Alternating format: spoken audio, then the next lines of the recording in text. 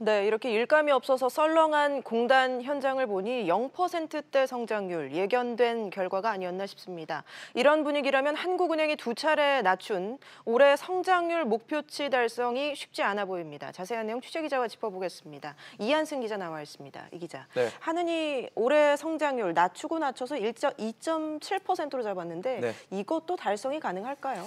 네, 일단 앞서 리포트에서 보셨던 것처럼 올해 2분기와 또 3분기까지 전분기 대비해서 0.6%의 성장률을 기록을 했습니다.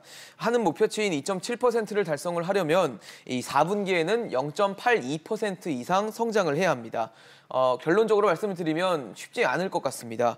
2분기와 3분기 성장률이 0.6%라고 제가 설명을 드렸지만 이 세부적인 수치를 좀 보면요. 사실 반올림하지 않은 숫자를 봤을 때는 지금 보시는 것처럼 3분기에 조금 더 성장세가 둔화된 것을 알 수 있습니다. 네. 이 같은 상황에서 이 4분기에 0.82% 이상 성장한다는 것 자체가 쉽지 않아 보이기 때문에 2.7% 달성이라는 한은의 목표 자체가 좀 빠듯할 것이다. 이런 전망이 나오고 있는 겁니다.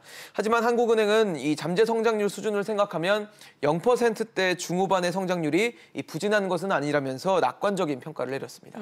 특히 투자가 발목을 잡고 있는데 얼마나 안 좋은 상황인 건가요? 네, 투자 설명드리기 전에 내수라는 걸 먼저 좀 말씀을 드려야 될 것 같은데요. 네. 내수는 소비와 투자로 분류가 돼 있습니다. 3분기 지표들을 보면요. 이 소비가 0.5% 정도 포인트 올려놨던 것을 투자가 1.4%포인트 끌어내리면서 결국 내수가 나빠졌거든요.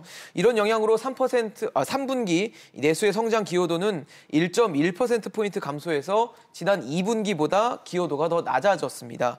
또 내수의 성장 기여도가 이렇게 낮았던 걸 언제부턴가 보면 2013년 3분기 이후 처음입니다.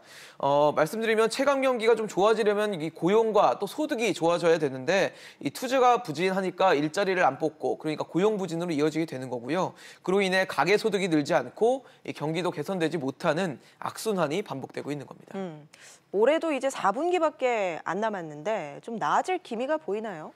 사실 앞으로가 좀 더 문제일 것 같습니다. 어제 정부가 규제 해소를 통해서 투자를 좀 지원하겠다는 대책을 내놨지만 이 투자 부진이 단기간에 해결될 것 같지는 않아 보이고요.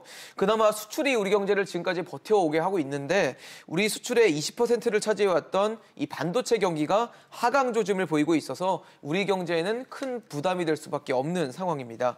김동연 부총리도 오늘 기획재정위원회 국정감사에서 정부가 내건 올해 성장률 목표 2.9%를 달성하기 쉬운 상황이 아니라고 밝혔습니다.